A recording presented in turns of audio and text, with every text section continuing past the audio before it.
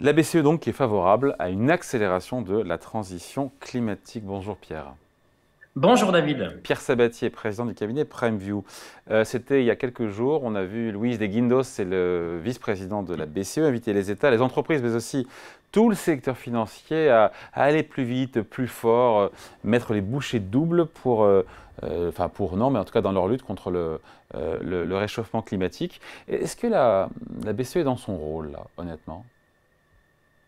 C'est compliqué, c'est compliqué. Alors, c'est intéressant parce que d'une certaine manière, ça met un peu en perspective le rôle d'une banque centrale. Souvent, les gens disent que la banque centrale est indépendante du pouvoir budgétaire. Et bien, d'une certaine manière, en donnant une injonction de ce type, on n'est pas très loin, en fait, du moment où la Banque centrale européenne s'est mise dans la politique. Politique, je rappelle, hein, étymologiquement parlant, ça veut dire vivacité. Quand la Banque centrale dit il est temps, en fait, de changer pour prendre en compte ce genre de considérations, vous comprenez bien que la frontière est fine entre les deux. Donc, est-ce qu'elle a dans ce rôle? Je ne sais pas. En tout cas, ce qui est sûr, c'est qu'elle essaye, après l'avoir déjà fait en 2021, elle a refait un stress test climatique en mettant à jour un certain nombre de données pour mesurer finalement l'impact d'investissements qui seraient faits tout de suite ou plus tard pour réaliser les accords de Paris. Et d'ailleurs, la troisième hypothèse consiste à ne pas y arriver d'ailleurs. Et elle a essayé de mesurer l'impact que ça aurait sur les entreprises. Pour être très honnête avec vous, c'est un exercice terriblement difficile qui s'apparente aujourd'hui évidemment plus à de la communication qu'autre chose. Ouais. Après, encore une fois, il y a cette étude derrière, vous l'avez dit, pour mesurer les conséquences pour l'économie d'une transition énergétique qui serait plus ou moins rapide si on met plus ou moins d'argent tout de suite, maintenant, dans 3 ans ou Plutôt dans que 10 ans, demain. etc. Il y a 3 scénarios. Expliquez-nous un petit peu sur quoi ça donne quoi, parce que si j'ai bien compris, et c'est quand même assez heureux, même si ça ne semble pas évident, c'est que plus on investit aujourd'hui, ça a un coût, faut-il avoir des centaines de milliards d'euros à investir, plus ça sera bénéfique pour les ménages et pour les entreprises, même si au départ, le coût initial, le coût de début d'investissement est Oui, c'est important. important. Alors, c'est pas tout à fait ça, mais les trois scénarios, c'est simple. Il y a deux scénarios où on atteint l'objectif. La question que pose la Banque centrale dans son stress test, c'est il y a un premier scénario où on atteint l'objectif en investissant Pardon, tout de quel suite. objectif? On atteint quel objectif? L'objectif 1,5 degré à horizon L'accord 2050. de Paris. Voilà, accord de Paris. Donc, la question est, est-ce qu'on y arrive tout de suite, en investissant tout de suite? Est-ce qu'on y arrive en investissant un peu plus tard? Donc, de mémoire, ça doit commencer en 2026. Voilà. Et en gros, le constat qu'ils font, c'est qu'a priori, ça coûterait moins cher d'atteindre l'objectif en commençant à investir tout de suite plutôt que un peu plus tard. Et Et le dernier, pourquoi? en Et fait, pourquoi? c'est la question en fait du paramétrage fait que les taux de défaut des entreprises seraient plus élevés parce que le coût associé, ouais, il faudra mettre plus d'argent plus tard, qui entraînerait en fait un taux de défaut des entreprises qui serait plus élevé au moment où il faudrait mettre plus d'argent, où on serait contraint à mettre plus d'argent un peu plus tard. Donc en gros, l'idée, c'est que en investissant tout de suite, on peut lisser les investissements et ça permet d'avoir à faire moins d'investissements d'un coup et que ça, a priori, ça serait plus comestible et digestible pour les entreprises demain. Alors, une troisième hypothèse, c'est simple, c'est qu'en fait, on n'y arrive pas. C'est-à-dire qu'on investit plus tard et évidemment, on n'atteint pas en fait les 1,5 et donc on est sur des scénarios qui seraient plus élevés. Mais la question fondamentale, c'est que, et c'est là la limite un peu de l'exercice, c'est quand vous faites de la prospective de ce type, c'est que le paramétrage, en gros, du modèle qui vous permet d'analyser tout ça, le taux de défaut des entreprises associé au fait qu'on investisse tout de suite ou demain pour atteindre, en sachant que les modalités pour atteindre les 1,5 degrés sont très compliquées à atteindre, c'est très compliqué. Voilà, donc honnêtement, au-delà même des chiffres, c'est les velléités en fait de chiffrer les choses, de se donner des objectifs pour essayer d'impulser en fait un mouvement, c'est souhaitable. Là encore une fois, on n'est pas très loin quand même du champ politique, hein, puisque voilà, mais la réalité concrète, c'est que vous ne pourrez pas faire fi du scepticisme associé aux chiffres qui sont proposés. Alors au-delà des chiffres, encore une fois, on comprend quand même qu'il vaut mieux investir aujourd'hui, que ça coûtera moins cher, même si le scénario où on investit tout de suite massivement, ça consiste aussi, ça revient à quadrupler les investissements. Mais au-delà de ça, moi ce qui m'intéresse, c'est de se dire finalement, est-ce qu'il n'y a pas une part de, pas d'hypocrisie, mais de contradiction, de paradoxe de la part de la BCE qui d'un côté dit oui, il faut accélérer, mais en même temps, elle-même, elle remonte ses taux parce que son mandat, c'est l'inflation, qu'on a une économie qui ralentit et que les États doivent réduire leur déficit et que les taux d'intérêt sont plus élevés. Est-ce qu'elle dit ouais, il faut accélérer, en même temps, elle n'aide pas puisque le coût de financement, les coûts de financement augmentent et il faut bien la financer, cette transition énergétique.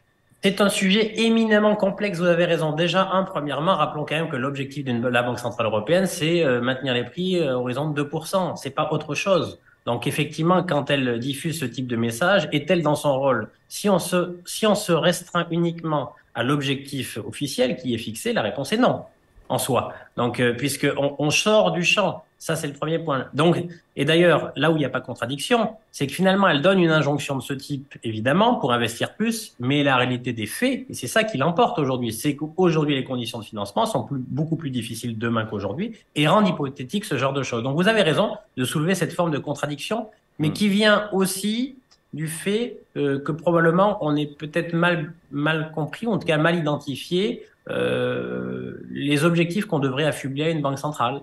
Les États-Unis, elles, ont une vision un peu différente des choses, puisqu'elles l'adossent à la capacité à maintenir l'augmentation des prix à un niveau raisonnable, c'est-à-dire 2%. L'objectif aussi d'avoir un niveau de fonctionnement de l'activité économique optimal. Donc l'un et l'autre. Pourquoi pas éventuellement y ajouter un troisième point qui serait en fait avoir des perspectives qui incluraient ce type d'objectif, à savoir être en capacité de financer aussi la transition énergétique et la transition climatique plutôt qu'énergétique d'ailleurs. Mais là, la question fondamentale, elle vient, si on veut rendre les banques centrales crédibles pour cela, il faudra en fait officiellement leur donner mandat pour. Alors, si c'était le cas d'ailleurs, elle aurait possibilité de fixer des taux d'intérêt qui pourraient être différenciés selon la typologie de l'activité et de l'investissement que vous allez réaliser. C'est ça, en fait, le vrai sujet, parce que vous avez raison. Le nerf de la guerre, c'est l'argent. C'est qui paye. Voilà. Et est-ce que l'argent est suffisamment accessible? Dans un monde dans lequel la liquidité se restreint, c'est évident que d'ailleurs, même le calendrier où on communique sur ce type de sujet est peut-être pas très bien choisi. On finit là-dessus, juste, il y a les paroles, il y a les actes, et c'est vrai que pendant très longtemps, la Banque Centrale Européenne a acheté des obligations. Alors, pour le coup, elle a réduit son bilan, je pense qu'elle doit moins en acheter, peut-être qu'elle en achète encore d'ailleurs aujourd'hui. Des obligations d'entreprise, des obligations d'État, est-ce que là encore, elle n'a pas matière, elle aussi, à agir directement en étant plus vertueuse, en finançant. Alors pour les États, c'est compliqué, en tout cas pour les entreprises qui sont plus ou moins vertueuses aussi, de bien différencier, on va dire, le profil des émetteurs qui sont financés par la BCE, en tout cas, ou pour lesquels elle achète des obligations. Alors, c'est intéressant, votre question est intéressante parce que quand vous parlez quand la Banque centrale achète des obligations, que ce soit souveraines ou d'entreprises en direct, ça fait partie d'une politique monétaire non conventionnelle. Donc, en fait, vous savez, c'est la deuxième arme qui a été utilisée depuis les années 2008-2009. Oui, mais c'est du non conventionnel. Donc, ça a vocation, par construction, si c'est non conventionnel, à être transitoire. Donc, est-ce qu'un sujet aussi structurant et structurel doit être financé par des politiques monétaires non conventionnelles de ce type? Compliqué à dire. Je pense qu'il est plus simple. Il serait plus simple de différencier plutôt qu'être. C'est un peu comme toujours cette fameuse question, est-ce que l'État doit être l'acteur ou doit créer les conditions pour que le monde privé se saisisse d'un sujet?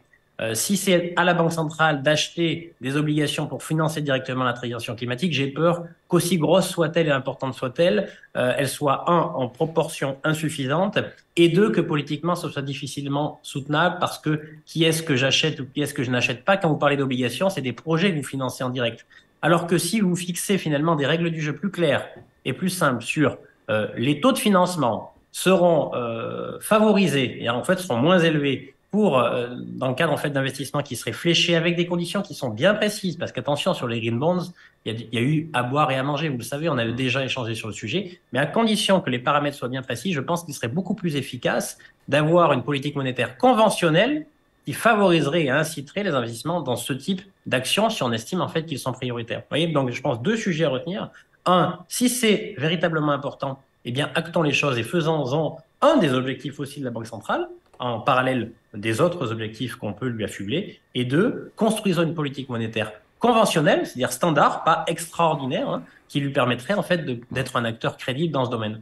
Reconnaissons que, et on se quitte là-dessus, qu'il y a le verbe et puis il y a l'action de la BCE. En tout cas, sur le verbe, la Banque Centrale Européenne est la plus en pointe sur ces questions de transition énergétique. Oui, l'Europe aussi. Par rapport à toutes les banques centrales dans le monde, les grandes banques centrales, quand même, reconnaissez-le. Alors oui, évidemment, le volontarisme dans les paroles, il n'y a aucun souci. Même dans les actes, soyons pas si durs d'ailleurs, mais aussi dans les actes, même si c'est insuffisant, nous restons, nous, Européens, pionniers en fait dans ce domaine. La question, c'est, mon prédécesseur en fait l'évoquait, Philippe Wechter, et vous l'interrogez sur la consommation de pétrole. La réalité, c'est que l'Europe n'est pas seule dans le monde et qu'aujourd'hui, force est de constater qu'une des solutions préconisées dans le rapport en fait diffusé par la BCE, c'est la transition vers d'autres énergies que les énergies fossiles. Or, aujourd'hui, la consommation de pétrole n'a jamais été aussi élevée qu'aujourd'hui. Et Exactement. donc, c'est compliqué et cette dissonance-là, les gens l'entendent. Donc, c'est toujours des sujets très, très périlleux sur lesquels, en fait, s'orienter. Je pense que la Banque centrale doit le faire avec grande parcimonie. Allez, merci beaucoup. Point de vue signé Pierre Sabatier, président du cabinet PrimeView. Merci Pierre, salut. Merci, David.